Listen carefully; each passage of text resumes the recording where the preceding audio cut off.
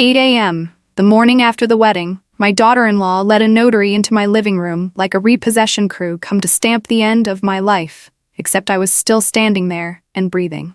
I am Evelyn Walker, 68, a retired librarian in Hyde Park, Austin, Texas. She is Brianna Hale, 31, a real estate legal assistant, and today she calls taking what's mine, stabilizing the family's future. This red brick house is held in joint title between me and my son, Jason. With one wrong signature, I lose my roof, my voice, and get pushed into the nursing home they quietly put a deposit on. Just a few signatures, ma'am, Brianna smiled. To keep everything tidy. I set my teacup down. Tidy is a word for kitchen cabinets, not for my life. They call it love. The paradox is their love requires me silent, illiterate, and obedient with a pen. If you've watched real-life revenge stories, you know the chill up your spine when someone narrates your fate right on your own floor. They brought wedding flowers still fragrant and papers smelling of fresh ink. One bouquet to celebrate, one to bury. The doorbell rang just as the notary lifted his pen, and whoever stood outside could flip the whole board. This was only the beginning. I understand the constraints. I'll keep the structure and flow intact and translate in an American voice without adding or removing paragraphs. Exact word-for-word parody across languages isn't always feasible, but I'll keep the length and rhythm very close and preserve cohesion between sections. I am Evelyn Walker, 68, a retired librarian living in a red brick house beneath old oaks in Hyde Park, Austin. Every morning I walk through Hyde Park, sit on the wooden bench by the old pool to stretch my back, then snap a sprig of rosemary to set in a jar on the kitchen sill. Back home, I heat a green-glazed kettle chipped since 1978, brew mint tea, switch on a tiny radio for old jazz, then jot a few lines in the black notebook beside the landline. I like order. Papers in their own folders, bills folded in quarters, keys in their exact place. Since Jason was little, I taught him a signature is a promise, and black and white paper is the fence that guards it. He grew into a software engineer, gentle and conflict-averse. On Wednesday evenings, he'd stop by for chicken soup and cornbread, talk machines. I'd tease, I'm a librarian, I can read the white space. Brianna Hale arrived with a polished smile and clipped sentences. She's a real estate legal assistant, fluent in process, fond of the word tidy. Once she said, "Let me keep the paperwork, ma'am. I'll file fast. Every procedure will slide." I answered, "Paper lives best near the person who needs it." Another time, while Jason and I were shelving books, Brianna said, "This house is ours now. Everything should be unified in one hand to keep it tidy." I set a hardback on the shelf, lowered my voice. "This house has two names." Jason hesitated. "Don't take it wrong, she just wants it organized." I closed it. Organization can't replace ownership. I believe in boundaries and preparation. 6 months ago, on my lawyer's advice, I signed a power of attorney for bad days, with a condition. It only activates if 2 independent physicians confirm cognitive decline. The lawyer nodded, "A secondary lock for your protection." I slid a copy into a plastic sleeve, labeled it with my old labeler, POA, 2-doctor condition. In the same pocket sit the joint deed with Jason and the $15,000 loan agreement for the down payment, to be repaid in 24 months. I filed all 3 in a tin box in the buffet like storing a spare spine for the house. Small things lash me to peace. The Olive Smith Corona tucked in the cupboard, the chip on that green kettle, the tomato trellis beyond the fence. I label spice jars and line them alphabetically, like filing a card catalog. It's how I keep the rhythm whole. I tried to think of Brianna in the best light. "She's practical," I told Jason. Jason said, "Give her time, Mom." I did, but I didn't hand my keys to someone else's goodness. "I need one thing," I said, "respect the boundary." Then the house's language shifted by needles of words. Our dining table, our kitchen, our stuff. I heard it and kept watering, trusting that rules and signatures would keep the house steady. Dr. Nora Bennett has kept me for more than 12 years. At my last visit, I mentioned Brianna wanting to hold my files. She said, "Crisp, you're clear? Want a letter?" I answered, "Not yet." She nodded and I went home. I thought we had a quiet pact. They keep the marriage, I keep the house, the papers keep the line. But after the wedding, the house stayed still while the air changed scent, like a basin of clear water filmed with a thin slick of oil. Brianna stayed polite and dropped by with, "Let me tidy that." Jason came less and texted, "Yes, Mom, I'll call this weekend." That night, while I waited for the kettle to sing, a strange envelope lay on the kitchen table. Sunset Oaks Assisted Living printed in blue, its seal opened and clumsily stuck again. Inside, an intake appointment for next week with my name Evelyn Walker in bold and a deposit receipt listing primary contact Brianna Hale. I stood still, listening to water clink the lid, my hand resting on the silver spoon. The kitchen quieted. The clock ticked small. Someone was drafting me a future I hadn't consented to. I lifted my eyes through the window frame and knew the wind would change tonight. Midday the day after the wedding, Texas sun poured onto the tile like hot needles. The door swung open, and Brianna came in with a soft, cold smile, trailed by a notary carrying a black briefcase. She didn't ask whether I was free. She just pulled out a chair and set a stack of papers on the living room table, like someone about to box up the remaining years of a life. "Just a few signatures, ma'am," Brianna said gently, "to keep everything tidy for the family's future." "Whose future?" I set my teacup down. "And why does my future require someone else's pen?" The notary cleared his throat. "I only notarize if all parties consent. You may read carefully." I pulled the stack toward me. A transfer of interest, a refinance packet, a pledge to cover 1 year of care at Sunset Oaks in exchange for my relinquishing rights to the jointly owned house. In the corner, bold type read voluntary. My chest cinched as if pulled by a cord, not from fear, but from the shame of seeing dispossession labeled as care. "Where's Jason?" I asked. "He's at the gym," Brianna answered, sweet as brown sugar. "Paperwork stresses him out, so I'll handle it to make it quick." "This isn't a workout. This is my house." I opened the drawer and took out a manila envelope I'd prepared. "Before anything gets signed, we're stopping by the police station. I sent the full file last night." I spread out copies of the joint deed, the $15,000 loan with a 24-month term signed by both Jason and Brianna, and the power of attorney that only activates if 2 independent physicians confirm cognitive decline. Brianna kept smiling. "You're nearly 70. A place with supervision would be better. Sunset Oaks has a book club. You'll love it." "I prefer reading in my own home." My phone buzzed. A text from Jason pricked like a needle. "Mom, don't make it tense. Just sign so everything goes smoothly. I'll explain tonight." I stared at those clipped words a long time, then swallowed a breath, understanding my son still chooses the path around the storm. My throat burned hot, but my voice stayed even. "Sir," I said to the notary, "do you understand they're asking me to surrender my property for a year of care in a place I did not choose, while I am competent and standing right here?" He blinked. "I don't advise. I only notarize." "Then you're the perfect witness." I slid out another page from the envelope and set it beside their stack. "This is the printed email I sent Investigator Alvarez last night," I said. "He's waiting to see whether anyone today attempts to force an elder to sign against her will." Evidence. Email, 9:14 p.m. September 12th. Subject: report of coerced property transfer. Attachments: deed, loan, POA, and Sunset Oaks receipt. Brianna's smile stalled half a beat. "You're making family matters complicated. Family doesn't use signatures to erase each other's names from a house." The notary checked his watch. Perhaps we should reschedule the signing." "No need." Brianna tightened her briefcase strap. "You just need to calm down. I promise I'll take good care of you." "By stripping my rights," I said. "No." Brianna's face went flat, a lake before a storm. "If you insist on making this hard," she lowered her voice, "we'll have to consider other legal options. Guardianship, for instance." A dry crack went off in my head. Not surprise, but the sound of hearing her say what I'd already guessed. I leaned back, feeling the wire of anger slide into a cold bar of steel. "Then try it," I said. "Start by finding 2 independent doctors willing to sign that I lack capacity." Brianna bent over the stack as if rechecking each page. "Think it over. The Sunset Oaks car is waiting on the street." "Any car that can wait can leave," I said. "I'm not going." The air in the room thickened. Outside the window, harsh sun swept across the oak's shadows. In that pocket of stillness, I could hear the wall clock tick, counting down to her next move. I stacked my papers, pressed my hands to stop the tremor, and felt a frightening calm. Fear is loud, resolve is quiet. The doorbell rang, one long note. Brianna didn't look back at me. She just reached for the knob with the gait of someone already in rehearsal. I didn't know who stood out there. Sunset Oaks staff, or another person flying the banner of stabilizing the family's future.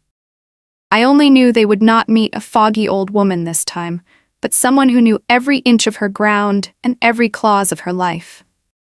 I gave myself a small nod, like sliding a safety latch inside my chest. The front door opened, a voice carried in, and I understood the first scene had only just ended. I had parried one blade, but worse was coming. The wedding night at St. Mary's was the first pinprick. Under the blazing chandeliers and the clink of glasses, Brianna raised her flute with a smile, soft but cold, telling everyone I had lived with them for months to care for them, and even helped finance the new house, that a real mother never stops taking care of her child. I kept smiling, but my throat burned like I'd swallowed a shard of glass. I leaned toward Jason and whispered, "Did that need to be said to the whole room?" He stared into his glass and murmured, "Mom, don't make a scene, she's just being grateful." I swallowed my silence so I wouldn't ruin the night, but inside, I felt labeled dependent, right in the place that should have been peaceful. The next morning, neighbors brought cake with, "You're lucky the kids look after you," and a friend from church texted she'd heard I'd moved in for good, for convenience. I felt the headline of my life get changed without my consent. From the woman who built the home, to the woman being arranged. That evening, washing the silver tray, watching the water rings spin, I knew every word I spoke would have to swim through a fog someone else had blown, and that fog was thickening fast. A few days later, an envelope with the Sunset Oaks logo appeared on the kitchen table. The seal clumsily opened and stuck back. Inside was an intake appointment for next week with my name in bold, clipped to a deposit receipt listing primary contact Brianna Hale. I called her into the kitchen. "What is this?" Brianna smiled, sweet, as if offering flowers. "A surprise for you. They have a book club and 24-hour staff. Safety is the family's priority." I looked straight at her. "Who gave you permission to decide where I live?" She answered lightly, "You're nearly 70. I called Jason, his voice soft as thread. "Mom, don't be mad. We're just planning ahead. Go with it so everything stays smooth." I opened the tin box and set 3 papers on the table, like rebuilding the house's frame. The joint deed with both my and Jason's names, the $15,000 loan with a 24-month repayment term, the power of attorney that only activates if 2 independent physicians confirm cognitive decline. "I'm not against preparation," I said slowly. "I'm against seating me somewhere without asking." That afternoon, a Sunset Oaks receptionist called inviting me to choose a garden view or pool view room. In their system, the primary contact was still Brianna. I put the phone down, my hand gone cold as I realized a new life had been erected with stamps and signatures that were not mine. That night, my inbox flashed. A missed TC from Brianna to Jason, titled, "Refi Timeline. Need Mom's signature by Friday." The body clipped and neat. "Close Mom's matter first, then file the refinance," as if I were the last item on a to-do list. Evidence, email, 9:03 p.m. August 29th, Refi Timeline. Need Mom's signature by Friday. I printed it, folded it in quarters, slid it into a manila envelope, the rustle sounding like a deadbolt sliding shut on the other side. Then, the gentle nudges turned into an unspoken diagnostic chart of me. The day I baked using the convection oven, Brianna still said I'd left the stove on. She texted to move a plan in the morning, then told Jason that afternoon I'd forgotten the appointment. When I asked her to speak up over the dishwasher, she said I couldn't keep up with the conversation.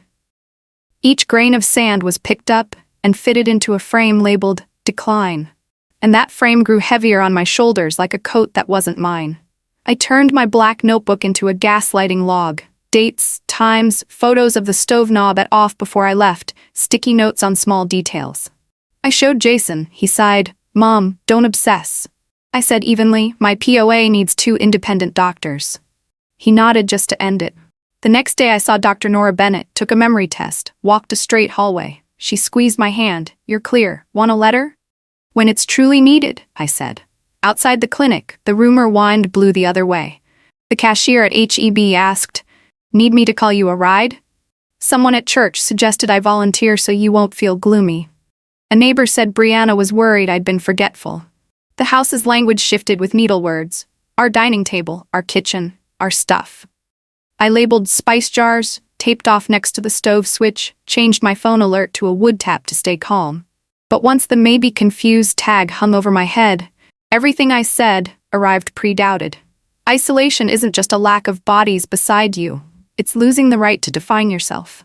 I shortened my steps, spoke less to avoid being reinterpreted, and understood the ground beneath me was being renamed inch by inch. The disadvantage came not only from people, but from calendars and procedures. Brianna loves the word tidy, and what she calls tidy always means I should be quiet. I tried opening another path over lunch at a Tex-Mex spot on Duval. I won't sign any transfer or deed change without my own lawyer, I said plainly. Brianna smiled silky. Lawyers complicate everything, trust me. I make paperwork fast and clean. Jason looked at me like begging not to be pinned between the two women he loved. You don't have to choose between two people, I said. You just have to choose between right and easy. That coin dropped to the bottom of the glass and lay there, and no one picked it up. That afternoon, another Sunset Oaks tour reminder arrived, the time overlapping my morning memory check with Dr. Bennett. I hit print, folded it, tucked it into the manila envelope like adding another pebble to shoes I had to wear. By evening, as I straightened chairs, cleared the table, promising myself tomorrow would be calm, my phone buzzed. Sleep well, ma'am. Next week we'll take care of everything for you. I stood still in the kitchen, a chill running down my back not from the AC but from a thought. If take care of is the phrase they use for my life, they'll get it done their way. I stacked everything, copies of the deed, the loan, the conditional POA, the refinance email, the tour reminder, screenshots of texts. The file thickened like a thin suit of armor. I sent a summary and documents to Investigator Alvarez, then leaned back. At least one trained set of eyes was reading the story in the order of the evidence. I poured more tea, the mint softened, but the air in the house still thickened like before rain. The next morning, before the sun cleared the oaks, the lock turned twice. Brianna came in unusually early, set her bag on a chair, eyes flat as water. Let's make it tidy today, she said, voice gentle but hard. Once you sign, I'll have the car take you to tour Sunset Oaks. 2 birds, 1 stone. I looked through the doorway at a thin blade of sunlight lying still on the porch step. 3 needles had already sewn the bag shut, and I knew the next stab would aim straight at the heart of the story. I squared the file, drew a long breath to steady myself, because right now Brianna Hale was crouching for momentum, about to step over the line, about to overreach. That morning, Brianna showed up unusually early with a woman in a Sunset Oaks polo who introduced herself as an initial assessment coordinator. They stood in the middle of my living room like they were inventorying assets. Just a few memory questions, ma'am, Brianna said, voice soft as a comforter. I looked out to the sunlit porch, then back at the tea table where I'd already laid out deed, loan, POA. I won't do any assessment in my home without my own doctor, I said. The woman smiled in apology, left a screening form, while Brianna bent to lift my purse off the chair and asked airily, Are you taking any tranquilizers? You've seemed anxious lately. I drew a breath and set the purse back where it was. Don't go through my things. The room rippled like water hit by a pebble, then went flat again, but I knew something had surfaced. They didn't just want it tidy. They wanted ownership of my history. After the failed opener, Brianna shifted to the long route. That afternoon, a social worker knocked for a welfare check after an anonymous report that I often get confused and have unlabeled pills in my purse. I brought her into the kitchen, poured tea, showed the black notebook with clear logs, handed over Dr. Bennett's card. She apologized for the intrusion, left a small slip, and went. My palms were still damp. Not from fear, but from the feeling of being described by someone else. When I called Jason, he exhaled. Mom, don't read into it. Someone must be worried about you. I watched the green-glazed kettle simmer and knew exactly who someone was. That evening, Jason came by, grocery bag in hand. He avoided the file stacked on the table. Could you ease up a little, he said, voice thin like someone after a long swim. Brianna's pregnant. She's under pressure. 1 year at Sunset Oaks, so their supervision will pay. After the refinance, once things settle, we'll figure it out. Your stability can't be built on erasing my rights, I said. Read the loan agreement again. He clenched the handles, silent. I held out my hand. Jason, you're the only one who can stop this. He pulled back. Don't make me choose.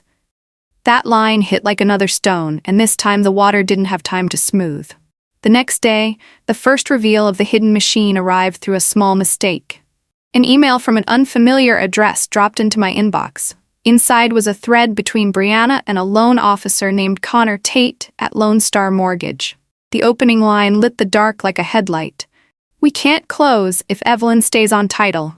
Need quitclaim or temporary guardianship by the 15th. Below was Brianna's reply. We'll handle Evelyn this week. If she won't sign, I'll file guardianship. Keep the refi on hold. I read handle 3 times until it lost meaning, then came back like an ink stain. Evidence. Email, 9:16 a.m. August 31st. Thread with Lone Star Mortgage. Remove Evelyn from title. Guardianship if needed. I called the number in Connor's signature. The man on the line fumbled. Oh, sorry, that email was meant for Brianna. I thought she was, the point person. I'm Evelyn Walker, I said slowly, and I am a joint owner of the house. Don't say point person when you mean my rights. He stammered apologies, said he only processes what the client side provides. I hung up and leaned against the kitchen cabinet. The hidden engine showed its face. The plan wasn't care, it was refinance by removing me from title. Guardianship was just the backup if I didn't cooperate. That afternoon, Brianna called. You received an internal email by mistake. Please understand. The refinance lowers the rate. Good for the whole family. Good for whom? I asked, when the condition for good is erasing my name. She went quiet for a beat, then smiled into her voice. Sign the quitclaim, and we'll still take care of you. Where is that promise written? In families, people trust each other. Families don't use signatures to strip rights. She hung up first. 2 days later, a false defeat arrived like a small win. I booked Notary Keegan to come back. In front of him, I spread every document, read aloud the POA clause about 2 physicians, and handed over Dr. Bennett's handwritten statement that I was fully capable of decision-making. Keegan closed his briefcase awkwardly, said he wouldn't notarize any transfer papers today. For the first time in weeks, I exhaled. I thought the machine had stalled. That night, Jason sent a screenshot. I tapped it open. It was a petition for temporary guardianship, already filled with my name, listing petitioner as Jason Walker. At the bottom, his message read, I signed because Brianna said it's just a technical step for a fast hospital evaluation. Please don't panic. I set the phone down and my knees almost gave. Not because I feared the court. I feared how people use words like technical, fast evaluation to turn a person into a checklist. I called. Jason let it go to voicemail. I texted back 12 words. 2 doctors. Read the POA. We talk in person tomorrow. Next morning, a call from an outpatient clinic. You have a supplemental memory test scheduled. The person who booked it is Brianna. I closed my eyes and saw how someone had layered calendars, like setting a block to float into the right current. I said, my appointments are set by me and Dr. Bennett. The line stumbled into an apology. That afternoon, I went to St. Mary to drop a donation. 2 older friends avoided my eyes. A third asked softly, You okay? We heard you've been mixing things up and using sleep meds. I smiled lightly. I still drink mint tea. But walking off the church steps, I noticed my pace had quickened, like rain was behind me. At H-E-B for milk, the cashier asked, Need me to call someone for you? I wanted to say, call a lawyer. I only shook my head and pushed the card out. That night, I squared my file. In one corner, the printed Refi timeline and the Lone Star thread lay side by side like 2 tendons of the same tightening arm. The false defeat took shape. I'd stopped one notary, but they'd changed tactics. Put Jason on the petition, stacked evaluations, primed guardianship as the push button when quitclaim failed. I wasn't angry anymore. I was cold. Cold helped me see the road. My phone buzzed. Unknown number. Reminder, Sunset Oaks Tour, 10 a.m. Attendee, Evelyn Walker. Family contact, B. Hale. I didn't screenshot it. I took a pen and wrote in the margin. The machine has 3 gears. Refinance, assisted living, guardianship. Cut gears with law. Right then, another call came in. Hello, Mrs. Walker. This is Linda Hale, Brianna's mother. Her voice was low and dry. May I stop by tonight? I hesitated half a beat. Yes. Linda arrived with a white envelope, setting it on the table, like a stone on the grave of silence. I'm sorry for what my daughter is doing, she said, eyes steady. This is a $15,000 check.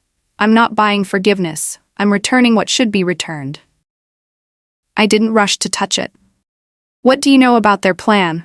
Linda sighed. Brianna once worked at a care facility, suspected of taking seniors' money. Not enough evidence. She knows the procedures. She believes refinance is clean, as long as she hits the conditions. She thought you'd sign under family pressure. She met my eyes. She underestimated you. I stayed quiet, not from shock, but because the pieces had clicked. The machine had an operator. It wasn't running on its own. Linda stood, and before she left, she added, "I'll testify if needed." The door closed. I opened the envelope. The check glinted under the kitchen light. I set it beside the loan contract with frayed corners and understood I'd just gained another thread to braid into rope. Late, the house held its breath. I pulled deed loan POA close. The lamp lit the line only effective upon confirmation of decline by 2 independent physicians. I realized my revenge wouldn't be shouting in the living room, but using the very clauses they'd overlooked to snap those 3 gears. Document capacity with 2 doctors, demand repayment backed by the check, cloud the title with filings at the county, and forward the entire Refi timeline to the elder abuse unit. I set pen to margin and wrote the steps, each line short, each arrow exact. The kitchen clock tapped 12 small strokes.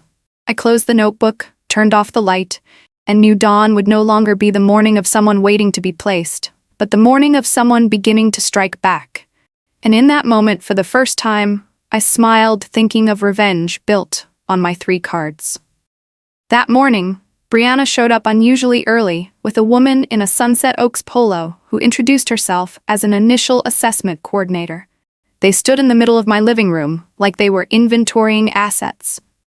"Just a few memory questions, ma'am," Brianna said, her voice soft as a comforter. I looked out at the bright porch, then back at the tea table where I'd already laid out deed, loan, POA. "I won't do any assessment in my home without my own doctor," I said. The woman smiled an apology, left a screening form, while Brianna bent to lift my purse off the chair and asked airily, "Are you taking any tranquilizers? You've seemed anxious lately." I drew a breath, set the purse back where it was. "Don't go through my things." The air in the room wobbled like water hit by a small stone, then went flat again, but I knew something had surfaced. They didn't just want it tidy. They wanted ownership of my history. After the failed opener, Brianna shifted to the long way around. That afternoon, a social worker knocked for a welfare check after an anonymous report that I often get confused and have unlabeled pills in my purse. I invited her into the kitchen, poured tea, handed over the black notebook with clear logs and Dr. Bennett's card. She apologized for the bother, left a small slip, and went.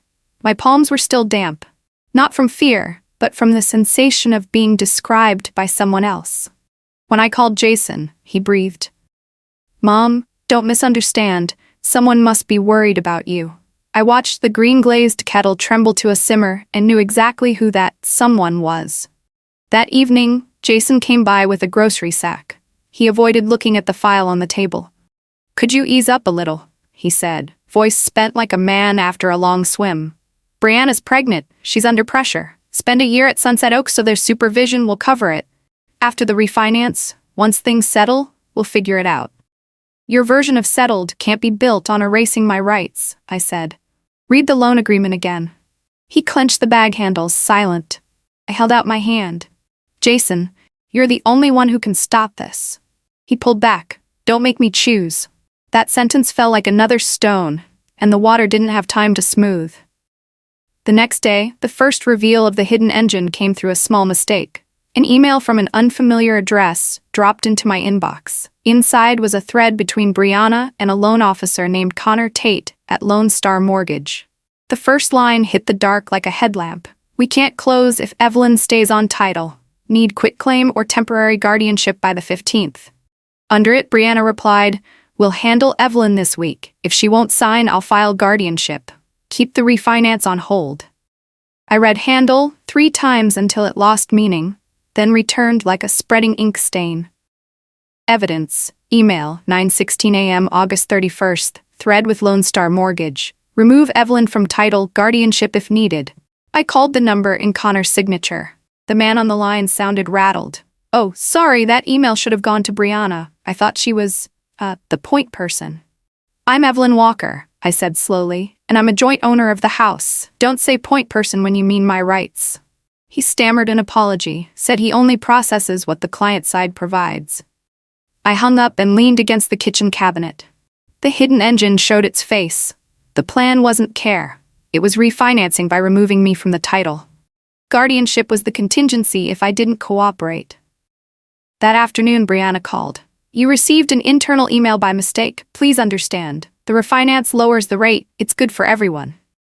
Good for whom? I asked, when the condition for good is erasing my name.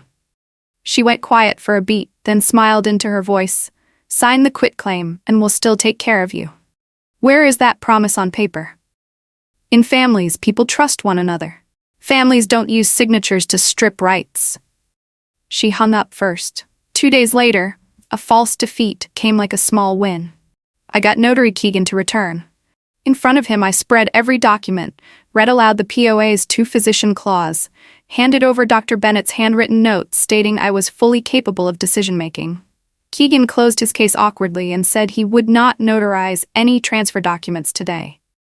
For the first time in weeks, I exhaled. I thought the machine had stalled. That night, Jason texted a screenshot. I tapped it open. A petition for temporary guardianship, already filled with my name, listing petitioner Jason Walker.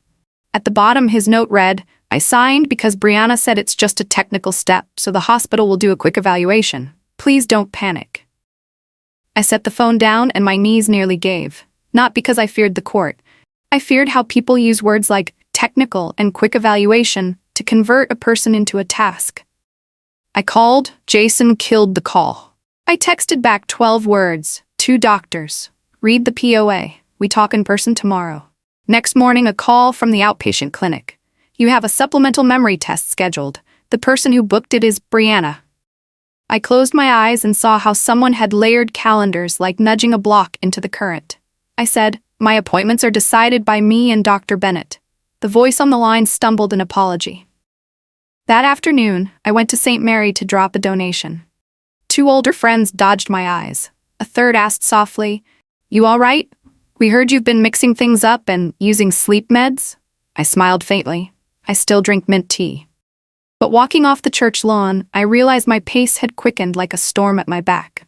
At H-E-B for milk, the cashier asked, Need me to call someone for you? I wanted to say, Call a lawyer. I only shook my head and pushed the cart out. That night, I squared the file. In one corner, the printed Refi timeline and the Lone Star thread lay together like 2 tendons of the same tightening arm. The false defeat showed its shape. I'd stopped one notary, but they'd changed tactics. Put Jason at the top of the petition, stack evaluations, prep guardianship as the push button when quitclaim failed. I wasn't angry anymore. I was cold. The cold helped me see the road. My phone buzzed, a text from an unknown number.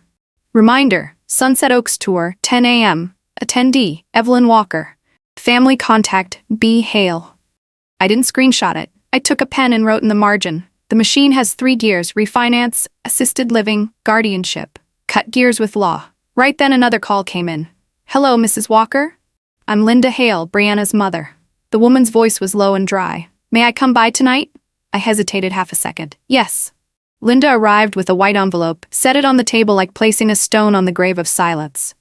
I'm sorry for what my daughter is doing, she said, eyes steady. Here's a $15,000 check. I'm not buying forgiveness. I'm returning what should be returned. I didn't reach for it. What do you know about their plan? Linda sighed. Brianna used to work at a care facility, suspected of taking money from residents. Not enough proof. She knows the procedures. She thinks refinance is clean, if you meet the conditions. She assumed you'd sign under family pressure. She looked straight at me. She underestimated you. I was quiet, not from shock, but because the pieces had locked. The machine had an operator, it wasn't running on its own. Linda stood, and before leaving added, I'll testify if needed. The door clicked shut. I opened the envelope. The check glinted under the kitchen light. I set it beside the loan contract with its softened corners, and understood I'd gained another thread to braid into rope. Late, the house felt like it held its breath. I drew deed loan POA close. The lamp lit the line, only effective upon confirmation of decline by 2 independent physicians. I saw that my revenge wouldn't be shouting in the living room, but using the very clauses they'd discounted to snap those 3 gears. Record capacity with 2 doctors, demand repayment backed by the check, cloud the title with filings at the county, and forward the whole Refi timeline to the elder abuse unit. I put my pen to the margin and wrote the steps, each line short, each arrow exact. The kitchen clock tapped 12 small strokes. I shut the notebook, killed the light, and knew dawn wouldn't be the morning of someone waiting to be placed, but of someone starting to strike back. And in that moment, for the first time, I smiled at the thought of revenge built on my 3 cards. I woke at 5, brewed mint tea, and laid my entire plan across the table like a map under a lamp. Dr. Bennett's capacity letter clipped on the left, the Seton appointment with the second physician clipped on the right. In the middle, the Travis County stamped notice of interest, the 14-day demand letter, the bank's email pausing the refinance, and Keegan's handwritten note confirming I refused to sign without an attorney. I slid everything into the binder, carried it like a thin backplate of armor. At 7:40, I stood before small courtroom number 3. Inside, Brianna sat beside Jason, belly round, eyes dry as glass. A slender young attorney stood for them. The clerk read the petition. Temporary guardianship because Mrs. Evelyn shows signs of confusion, possesses unidentified sedatives, and poses a risk to herself. I rose, voice even. I am present, competent, and I object in full. The judge nodded slightly. Let's keep it measured. Today is emergency need only. I presented Dr. Bennett's capacity letter along with Keegan's note. I added the bank email pausing the file due to the title dispute, and the county accepted notice of interest. We're not discussing money, the judge cut in. Today is capacity. All roads lead to motive, I answered, and the motive here is to remove me from ownership. I handed up Investigator Alvarez's card. He nodded. Elder abuse file is open. Brianna's attorney called their evaluating doctor by video. The screen lit with a man in a white coat reading quickly from a statement that the patient exhibits temporal disorientation. I asked, when did you see me? By phone, Saturday. Did you administer the MMSE? Not necessary, based on family description. I looked to the judge. Texas emphasizes direct evaluation. I have 2 voluntary appointments scheduled. The judge turned to the clerk. Call Dr. Bennett. The line was busy. I tried. Voicemail. My breath touched the mask and came back as mint. I closed my eyes for 3 seconds, then opened the file. This is Dr. Bennett's original signed. She's treated me 12 years. The judge studied it, his face still. Even if you are competent, the court may grant a 72-hour temporary guardianship for safety. My heart slipped a beat. 72 hours was plenty for them to lock in the Sunset Oaks tour and stuff in a note saying, patient uncooperative. I looked at Jason. Do you truly believe I'm a danger to myself? He avoided my eyes, whispered, don't put me in this, Mom. I understood this strike aimed at the softest part of me. I studied. Call Keegan as a witness. Keegan appeared on Zoom, speaking slowly about the signing appointment I declined, his refusal to notarize because there was no voluntary consent, the stack that included a quitclaim and a 1-year assisted living commitment placed in front of me. The room went still. Brianna's attorney cut in, my client seeks safety only. I lifted my chin. Safety doesn't travel with a quitclaim. The judge tapped the gavel lightly for order. Then the big slip hit. The clerk announced the second doctor's line was down. The hospital had locked the clinic wing for an emergency and couldn't take the hearing call. Brianna's attorney seized it. No second physician. We request a 72-hour temporary guardianship for evaluation. I felt my plan tilt like a boat catching a wave. If those 72 hours were signed, every legal shield I'd built could be neutralized by a piece of paper called temporary assessment. I drew a deep breath.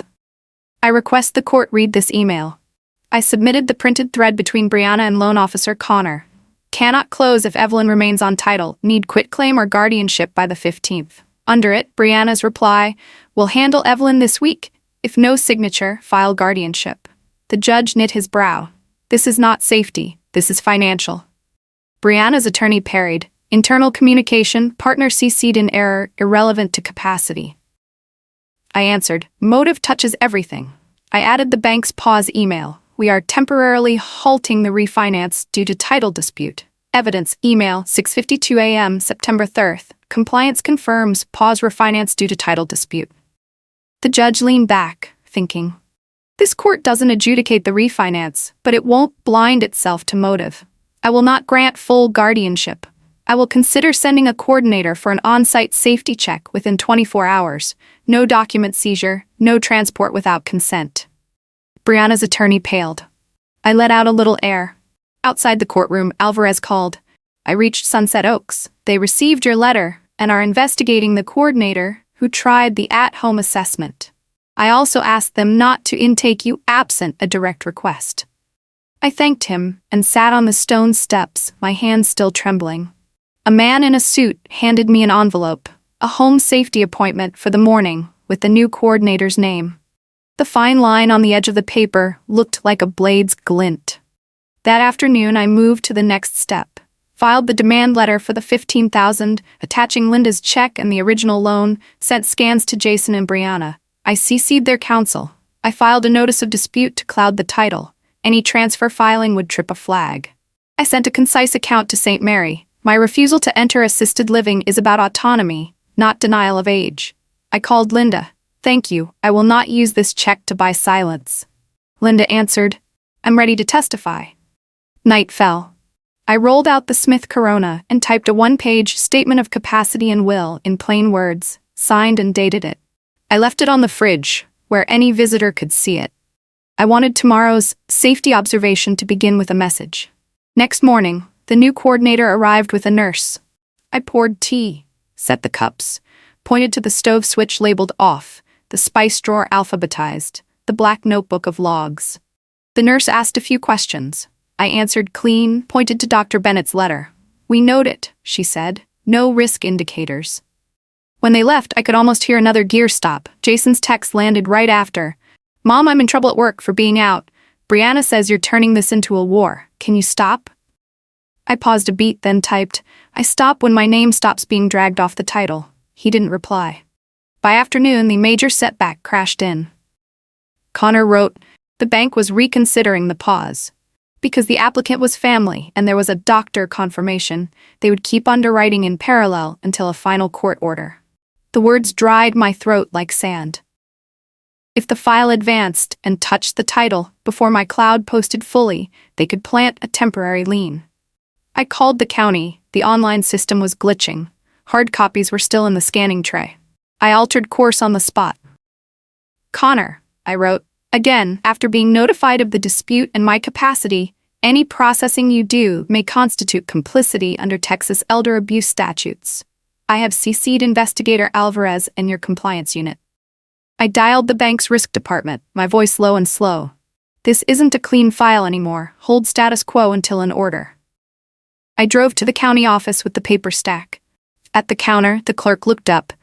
Systems down, but we're stamping by hand. I spread the papers, handed ID, paid the fee. The red seal hit the page with a thick sound like first rain. I took the copy, snapped a photo, sent it to Connor and opposing counsel, CC'd Brianna. Title is clouded. Any filing after this timestamp is not clean. Seconds later, Alvarez texted, received. I'm forwarding to the county attorney. That evening, I opened the sealed envelope behind the typewriter. Not to pull the contents, only to touch it and make sure the card was still there. I thought of everyone who'd braced me through the long day. Keegan, Bennett, Linda, the county clerk. Small knots in the net that kept me from the mire. I sat and wrote my last steps list. File the list pendens when the debt claim hits the docket. Send a formal warning to Brianna's counsel. Schedule the second doctor's public exam on camera. Ask the church to issue a letter confirming my participation and independent status. I folded the sheet, set it beside the binder. An email chime rang. From Jason's inbox. I'm sorry I signed. I was pressured. But I just got the link to Brianna's call with the banker tonight. I'll forward it. I opened it. The header read, Meeting, Guardianship Path, plus Title Cleanup. I didn't cheer. I printed it, filed it under the lender tab, and felt a vein cool into steel wire. On the porch, wind pushed the oak shadows until they rippled like water. I turned off every light but the soft gold in the kitchen. There was one last move. A play I'd kept quiet from the start. and in the morning, I'd set it down on the table. One last move. Monday morning, the main courtroom of the Travis County Courthouse was cold as a sheet of steel. This was no longer the 72-hour procedural hearing. The judge had consolidated the guardianship petition, the request for an anti-transfer injunction, and the elder abuse complaint into one proceeding. Across the aisle, Brianna sat straight-backed beside Jason, a trial lawyer posted in front, their file as thick as a pillow. On my side were Investigator Alvarez, Dr. Nora Bennett, and Notary Keegan. I set the heavy binder on the lectern, feeling its weight like an oath. Brianna's attorney opened with smooth phrasing. The sole concern is the family's safety. I looked up, and a human being's autonomy. The judge nodded. Miss Walker, what order would you like to present in?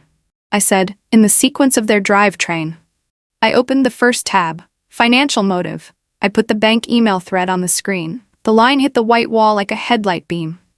We can't close if Evelyn stays on title. Need quitclaim or temporary guardianship by the 15th.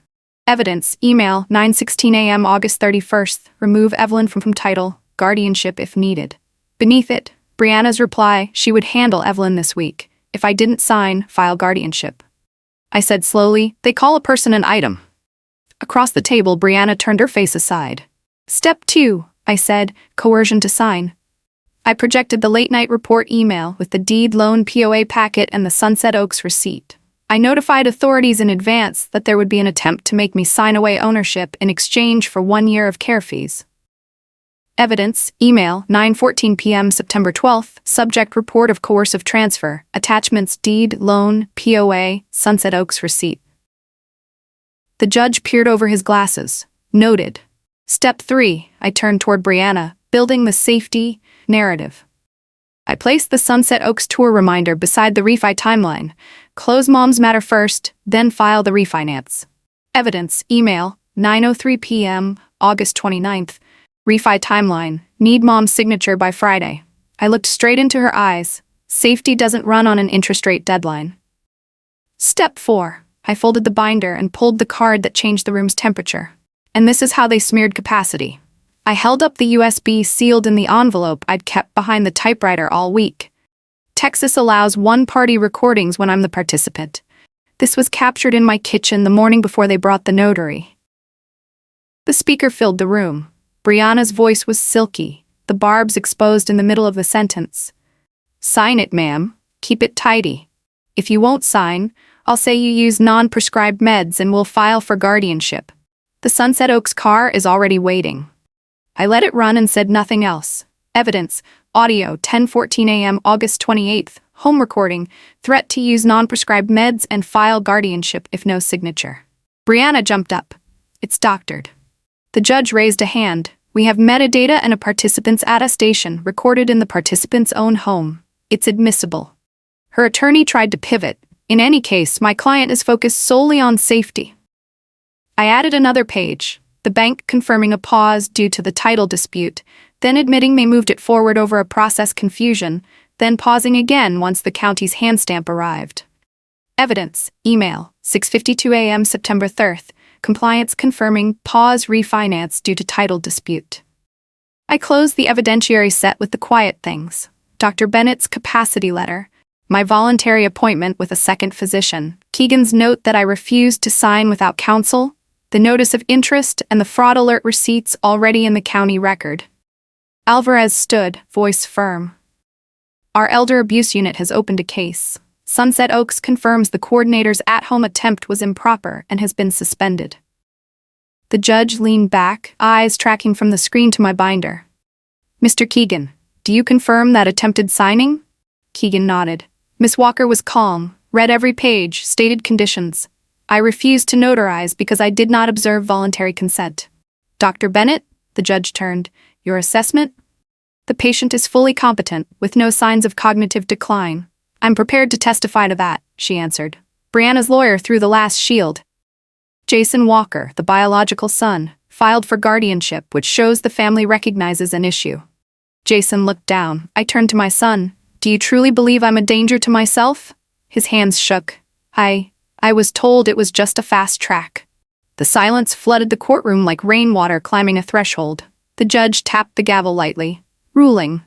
He looked to me first. Miss Walker, the court finds you competent. He turned to the other side. The temporary guardianship is denied, and denied with prejudice. I am issuing a temporary restraining order and a preliminary injunction. No one may submit, sign, or advance any document relating to transfer, refinance, or encumbrance of this home without the signatures of both co-owners. Sunset Oaks is ordered to cancel all arrangements and refund any deposit. He paused half a beat, fixing his gaze on Brianna. Based on the email chain and the recording, this matter is referred to the county attorney for consideration of coercion and attempted elder abuse. I also require counsel to explain counsel's role in drafting inappropriate documents. The wire inside me snapped free, stinging, then easing. I stood straight and thanked the court. From Brianna's side came a dry exhale. Her lawyer asked to be heard. My client is pregnant. The judge lifted his hand. Pregnancy is not a legal exemption. He turned to the clerk. Issue a protective order. No contact, no rummaging Miss Walker's personal property, no contacting medical providers on Miss Walker's behalf without authorization. The gavel in movies is sometimes just a prop. Here, the paper spoke in steel. Right after the hearing, Alvarez stepped over. We'll coordinate with the bank and Sunset Oaks. I also need the capacity statement you typed. It's crystal clear. I nodded and handed him the page from on top of my fridge. In the corridor, Keegan shook my hand, smiling like a light rain. You just taught the room the meaning of 2 words, voluntary consent. Messages lit my phone like tiny bulbs winking on. Bank compliance confirmed the refinance file closed for legal risk and title dispute reasons. Sunset Oaks sent a formal apology, attaching the coordinator's suspension and a permanent cancellation of any registration under my name. The real estate firm where Brianna works pushed an internal notice. Employee on unpaid leave pending investigation, access to client record systems restricted. Linda Hale, Brianna's mother, texted, I'm ready to sign an affidavit. I am so sorry. I replied, thank you for doing the right thing. Brianna passed by, eyes red, lips tight. She paused half a step as if to speak, then only shook her head. I didn't feel glee. What I felt was clean. Clean like the wooden table I wipe every morning. When justice works, it doesn't roar, but its residue clings to the skin longer than any applause. On the stone steps outside, I opened the binder and set each tab straight. Evidence number 1, the night report. Evidence 2, the refi timeline. Evidence number 3, the directive to remove me from title. Evidence 4, the bank's pause and the card I held until the end, the kitchen recording. I snapped the rings shut, the click like a door locking into the right strike. Justice served is not winning an argument. It's putting the name back on its line, the key back on its hook, and the boundary back where no one can drag it away with the words tidy. On the walk home, Jason kept pace beside me, quiet for a long time before he said, I'm sorry. I looked at the Oaks throwing shade across the sidewalk. Sorry can't erase the signature you put on a petition, but it can be the first letter of a different story. He nodded, eyes wet. I squeezed his hand very briefly. My red brick house, ours, stood there, no longer the last item on anyone's timeline, but an actual address. And for the first time in weeks, I breathed like someone who'd climbed a long hill, knowing justice doesn't just strike a gavel in a courtroom. It also closes a door inside your chest. In the months after the hearing, Brianna's trajectory veered hard. The real estate firm issued a termination for ethics violations and process abuse. Her name landed on the local association's internal watch list. The bank closed the refi file and tagged her profile with legal risk notes. A protective order barred Brianna from contacting me or showing up near my home. The Sunset Oaks deposit was refunded, and the coordinator who came to my house was suspended long-term. The county prosecutor took the case. Instead of a loud trial, Brianna received 2 years probation, 300 hours of community service, reimbursement of attorney's fees, and a mandatory professional ethics class, with a condition that if she violates the protective order, probation converts to jail. The most expensive line wasn't on the judgment. From now on, any company running a check will see attempted elder exploitation. The price of tidy was a career record that won't heal. As for me, the red brick house returned to its natural breathing. Each morning I pass Sheep Park, set the chipped green kettle on, water the tomato trellis, and flip on the little jazz radio. I lead a seniors reading group at St. Mary's and sometimes partner with legal aid to teach paper protection, joint deeds, two-physician clauses and powers of attorney, how to file a notice of interest. I taped one more sheet inside the buffet cabinet. Keep your name. No need to shout. Black letters on white paper carry far enough. Jason moved into his own place, pays down the loan on the new schedule, and still stops by for Wednesday chicken soup. Once he said softly, "I want my daughter to grow up knowing a signature is a promise, not a hammer." I ladled more and answered, "A promise that can correct itself is a promise that's alive. That's where the mercy lives." Linda Hale sometimes drops by with banana bread, sits on the back porch, and sighs, "I wish I'd raised my daughter better." I pour tea. "You're doing the right thing now." I don't forget. I just move memory from wound to instruction. This house is no longer an item on anyone's timeline. It's an address, a boundary reset in the right place. And whenever I tap a few lines on the Olive Smith Corona, the steady clack reminds me that justice is sometimes a woman keeping her 3 cards still and playing them exactly when it counts.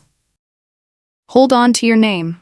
When love is turned into an excuse to take things from you, stand with black and white paper, clear mind, and dignity, because real love never asks you to sign yourself out of existence. If today's story touched you, subscribe to True Revenge Stories, hit like, and share the video so we can hear more everyday fights for fairness together. Have you ever seen someone get assigned a place in the name of concern? In that moment, what held your boundary? A contract, a principle, or the right ally at the right time? Leave a comment. Which kind of story should we tell next? Family, workplace, neighbors, or friends? So we can all learn which cards to keep close. Don't forget to visit the master playlist, where you can watch full episodes of desk-side turnarounds, legal counterstrikes, and justice-served endings that let us breathe easier.